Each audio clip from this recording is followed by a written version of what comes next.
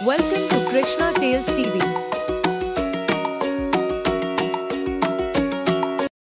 मुर्गी की काली ज़बान।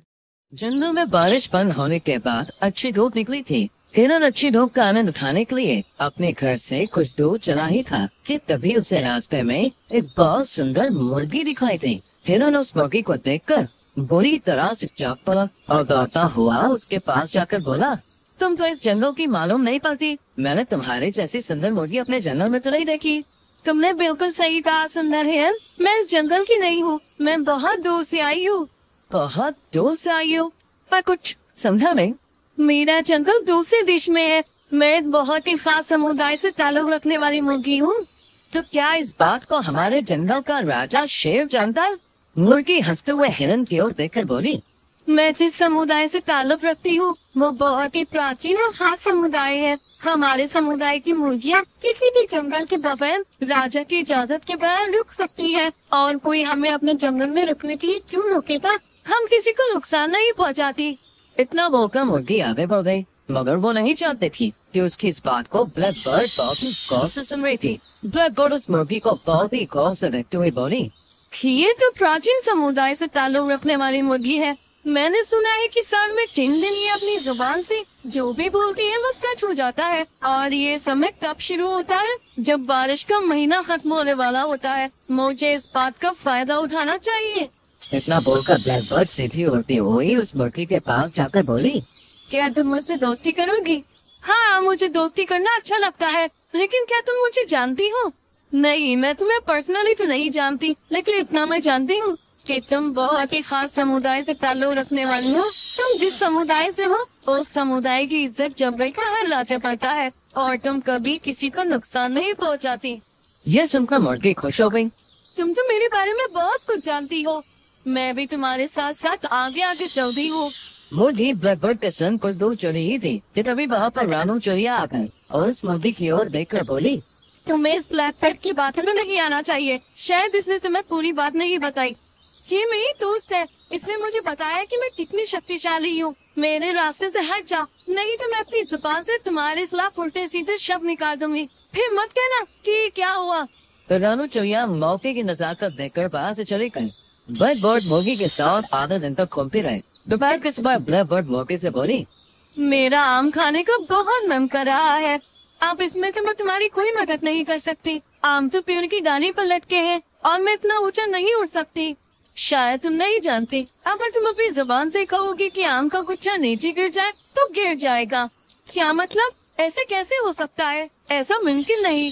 शायद तुम्हें अपनी शक्ति को ज्ञान ही नहीं है। अगर तुम्हें विश्वास नहीं होता तो ऐसा करके देख लो। मुर्गी ने ठीक वैसा ही किया। अगले पल आम का गुच्छा जमीन पर गिर पड़ा। ये देखकर मुर्गी विश्वास भरी नजरों से आम के गिरे हुए गुच्छे को देखने लगी।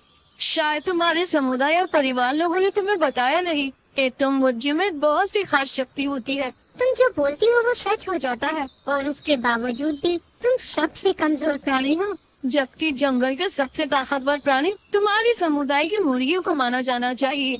तभी वहाँ पर उछाल मारता हुआ बंदर आ गया और क्रोधित नजरों से उस मुर्गी की ओर देखकर बोला, तुम्हारी हिम्मत कैसे हुई इस आम के गुच्छे को तोड़ने की? क्या तुम्हें पता नहीं कि इस पेड़ पर मेरा अधिकार है और तुम तो इस जंगल की भी नहीं लगती? ये सुनकर मुर्गी को पता नहीं क्यों गुस्सा आ गया।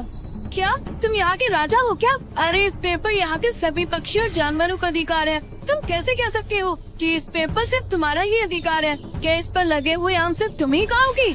हाँ, मैं ही खाऊंगा और मुझसे ज्यादा उलझने की जरूरत नहीं है। तुम शायद मुझे जानती नहीं हो। मैं अपने से कमजोर प्राणियों को बहुत जल्दी अपना पंजा मारकर घायल कर देता हूँ और तुम तो वैसे भी मेरे जंगल की हो ही नहीं। बंदर की बात सुनकर मुर्गी गुस्से से जाने ही वाली थी कि तभी ब्लैक बर्ड मुर्गी से बोली, तुम में से सबक क्यों नहीं सिखाती हो? मैं बड़ा सबक कैसे सिखा सकती हूँ?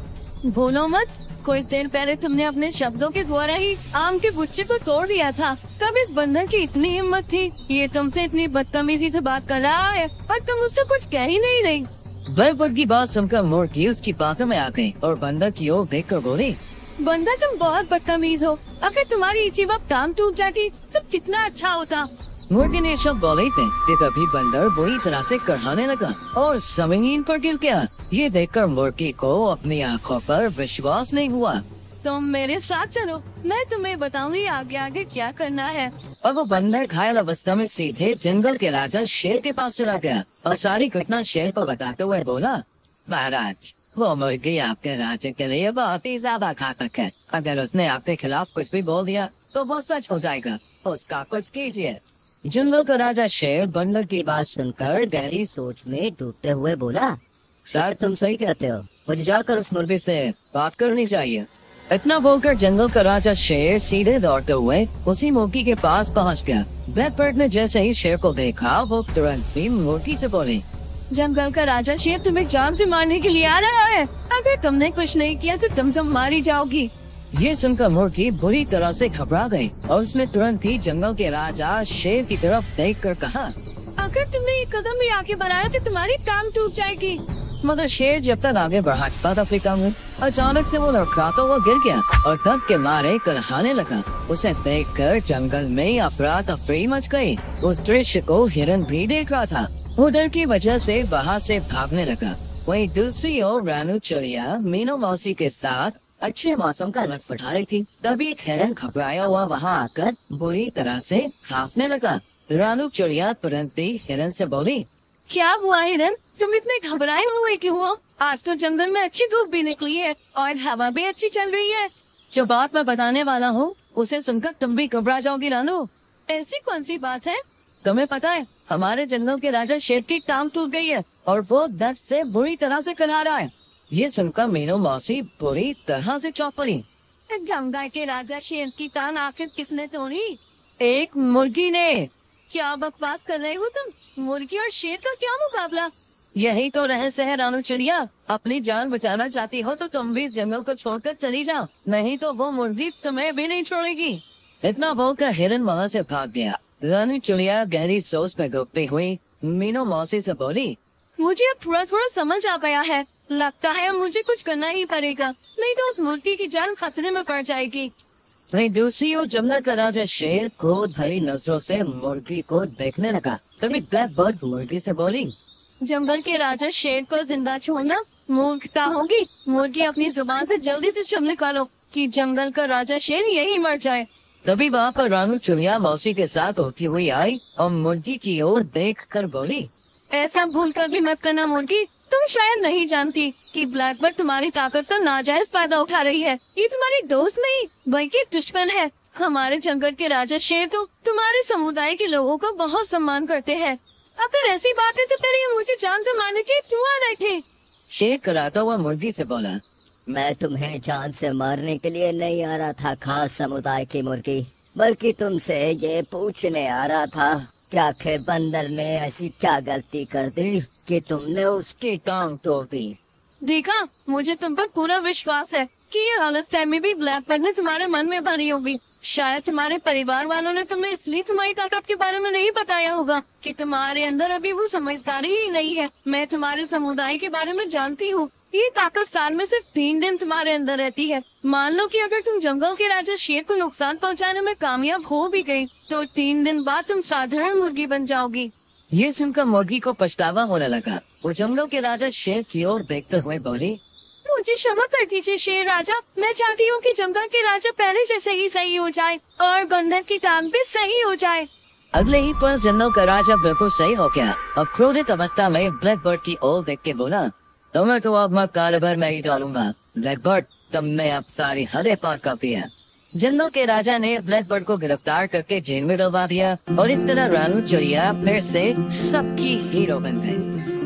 तो दोस्तों, कैसी लगी आपको हमारी ये कहानी? अगर कहानी अच्छी लगी हो तो वीडियो को लाइक कीजिएगा, चैनल को सब्सक्राइब कीजिएगा और हाँ, कहानी अपने दोस्तों के साथ शेयर करना तो बिल्कुल मत भूलिएगा। मैं आपको मिलूंगी अगले वीडियो में किसी नई कहानी नई टेक्स्ट के साथ। तब तक के लिए बाय बाय।